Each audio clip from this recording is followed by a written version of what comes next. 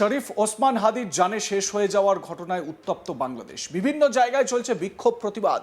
ভালুকায় দীপুচন্দ্র দাস নামে এক হিন্দু যুবককে পিটিয়ে জানে শেষ করার পর তার নিথর শরীর নিয়ে চলেছেন নৃশংস কাজ। এবার সেই ঘটনারই কড়া প্রতিবাদ জানালেন লেখিকা তাসলিমা নাসরিন। হাদির জানে শেষ হয়ে যাওয়ার ঘটনায় যারা আন্দোলন করছে তাদের নিশানা করেন তিনি। সোশ্যাল সাইটে তাসলিমা লেখেন, এক জিহাদির মৃত্যুতে লক্ষ্য জিহাদি সারা বাংলাদেশ জুড়ে তাণ্ডব করেছে। যা কিছু পেয়েছে ভেঙে টুকরো করেছে, সবকিছু জ্বালিয়ে পুড়িয়ে ছাই করেছে। উল্লেখ্য, বর্তমানে মোহাম্মদ ইউনূসের অন্তর্বর্তীকালীন সরকারের জমানায় বাংলাদেশে মৌলবাদী ও জিহাদিদের বাড়বাড়ন্ত কিভাবে হয়েছে তার নতুন কোনো বিষয় নয়। একই সঙ্গে বাংলাদেশের অভ্যন্তরে ভারত বিরোধী মনোভাবও মাথাচাড়া দিয়ে উঠেছে। এর জেরে বাংলাদেশের বিভিন্ন কর্তা ব্যক্তি ও নেতাদের পক্ষ থেকে ভারত বিরোধী মন্তব্য উঠে আসছে। এরই মধ্যে জানে শেষ হয়ে গিয়েছে জুলাই আন্দোলনের অন্যতম নেতা তথা ইনকিলাব মঞ্চের মুখপাত্র শরীফ ওসমান হাদি। আর তার জানে শেষ হয়ে যাওয়ার খবরে উত্তেজনা ছড়িয়েছে বাংলাদেশে। তবে তার থেকেও বড় কথা, ভারতের কিছুটা অংশ বাংলাদেশের মধ্যে দেখিয়ে ম্যাপ প্রকাশ করে বিতর্কের কেন্দ্রে চলে আসা ওসমান হাদিকে শহীদ তকমা দিল সে দেশের অন্তর্বর্তী সরকার। শুধু তাই নয়, হাদির জানে শেষ হয়ে যাওয়ার ঘটনায় আগামী শনিবার রাষ্ট্রীয় শোক ঘোষণা করেছে বাংলাদেশের অন্তর্বর্তী সরকারের প্রধান মোহাম্মদ ইউনূস। গত 12ই ডিসেম্বর গুলিবিদ্ধ হয় ওসমান হাদি। গুলিবিদ্ধ হওয়ার কয়েক ঘন্টা আগেই হাদি ভারতের বিকৃত একটি মানচিত্র পোস্ট করে সোশ্যাল মিডিয়ায় ভাইরাল করে। সেই ম্যাপে গোটা 7 সিস্টার্স, পশ্চিমবঙ্গ, ঝাড়খণ্ড ও বিহারের বেশ কিছুটা অংশকে বাংলাদেশের অংশ হিসেবে দেখানো হয়। এই সেই বিতর্কিত পোস্ট যেটা ওসমান হাদি করেছিল। আর হাদির পোস্ট করা সেই ম্যাপকে ঘিরে তোলপাড় পড়ে যায় বিভিন্ন মহলে। সেই পোস্টের কয়েক ঘন্টার মধ্যেই গুলিবিদ্ধ হয় হাদি। গুলিবিদ্ধ হওয়ার পরে চিকিৎসার জন্য তাকে সিঙ্গাপুরে পাঠিয়েছিল মোহাম্মদ ইউনূসের নেতৃত্বাধীন বাংলাদেশের অন্তর্বর্তী সরকার। সেখানেই জানে শেষ হয় এই ভারত বিরোধী নেতা। হাদির মৃত্যুতে বাংলাদেশের বিভিন্ন জায়গায় বিক্ষোভ প্রতিবাদ শুরু হয়েছে। এবার আলী আহসান জুনায়েদ নামে প্রতিবাদী কার্যত কলকাতায় হামলার হুঁশিয়ারি দিল।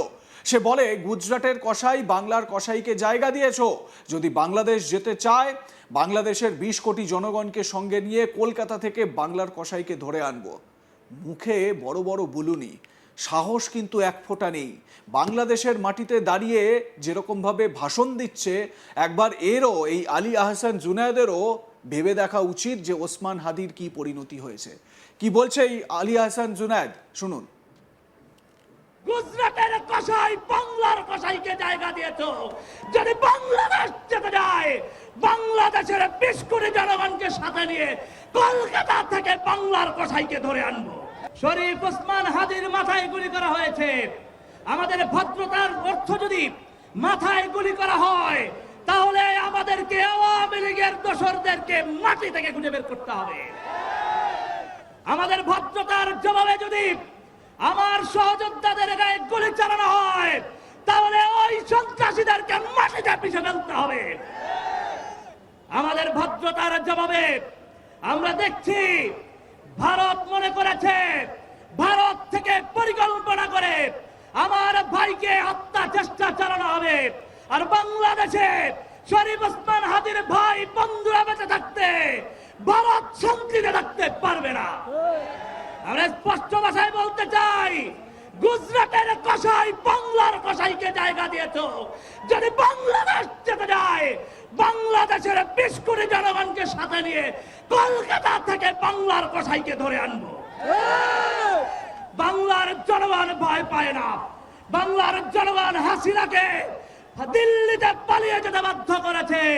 যে জনগণ গুলির সামনে নিজেদের বুক পেতে দিয়েছে, সেই জনগণ যদি কলকাতার উদ্দেশ্যে মার্চ করে, কোন শক্তি তাকে ঠেকাতে পারবে না। গুজরাটের কসাইকে সাবধান করে দিতে চাই, বাংলার কসাইকে অতি সত্বর বাংলাদেশে বিচারের মুখোমুখি করার জন্য ফিরিয়ে দিতে হবে। একই সাথে বলতে চাই, যারা সুশীলতা করছেন, আমার ভাইয়ের উপরে গুলি চালানোকে নরমালাইজ করার চেষ্টা করছেন, আপনারাও নিরাপদে থাকতে পারবেন না। যদি আমাদের উপর এইভাবে করে হামলা চালানো হয়, জুলাইয়ের শক্তি বাংলাদেশে বেঁচে থাকতে আওয়ামী লীগ বাংলাদেশে রাজনীতি করতে পারবে না। একথা স্পষ্ট। আমার সংগ্রামী সহযোদ্ধাগণ, আমাদেরকে একটা স্পষ্ট প্রতিজ্ঞা নিতে হবে। বাংলাদেশের শরীফ ওসমান হাদির ঘটনায় শেষ ঘটনা হতে হবে। শরীফ ওসমান হাদির উপরে যারা হামলা চালিয়েছে তাদেরকে মাটির সাথে পিছনে ফেলতে হবে। যে সিন্ডিকেটের সাথে জড়িত, যে ভারতীয় দালাল চক্রের সাথে জড়িত, বাংলাদেশে এজেন্সির যারা এর সাথে জড়িত, তাদেরকে বাংলাদেশের জনসমক্ষে শাস্তির মুখোমুখি করতে হবে। প্রিয় জনগণ, প্রস্তুত হন। জুলাই গণ অভ্যুত্থান হয়েছে, বিপ্লবে পরিণত করতে হবে। এই বিপ্লবের ডাক শরীফ ওসমান হাদি দিয়েছে। শরীফ ওসমান হাদির ভাই এবং বন্ধু আমরা এই বিপ্লবকে চূড়ান্ত বিপ্লবে রূপান্তর করতে হবে ইনশাআল্লাহ। এই স্লোগান আমাদের বাঁচতে হবে, যে স্লোগান প্রাণের স্লোগান, গোলামীর আজাদি, গোলামীর আজাদি।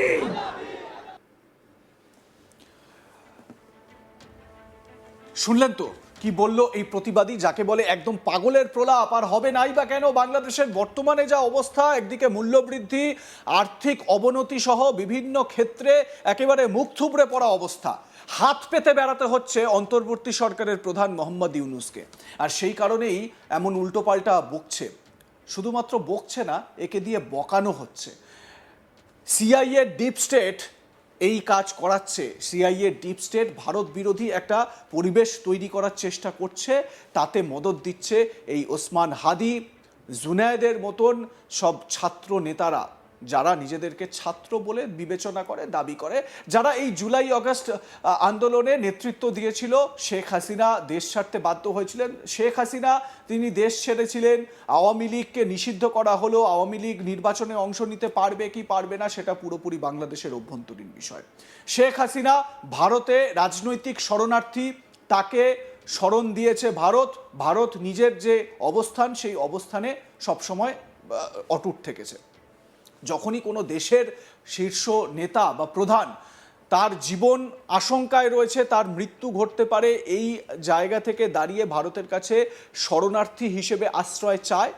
ভারত কিন্তু ওই অতিথি দেব ভব এই বিবেচনা থেকেই কিন্তু সেই কাজ করে থাকে। তাকে শরণার্থী হিসেবে জায়গা দেওয়া হয়েছে, পলিটিক্যাল অ্যাসাইলামে তাকে একটা জায়গা দেওয়া হয়েছে। ভারত আজ থেকে নয়, ভারতের প্রাচীন ইতিহাস থেকেই ভারত এটাই বিলিভ করে। বাংলাদেশকে এবারে বুঝতে হবে যে ভারত বিরোধী অবস্থান তারা কতদিন চালিয়ে যাবে। কারণ যদি আপনারা দেখেন, পাকিস্তান পিঠ দেখিয়ে পালাতে অভ্যস্ত। যতবার ভারতের সঙ্গে সম্মুখ সমরে যুদ্ধ হয়েছে, পাকিস্তানকে পিঠ দেখিয়ে পালাতে হয়েছে।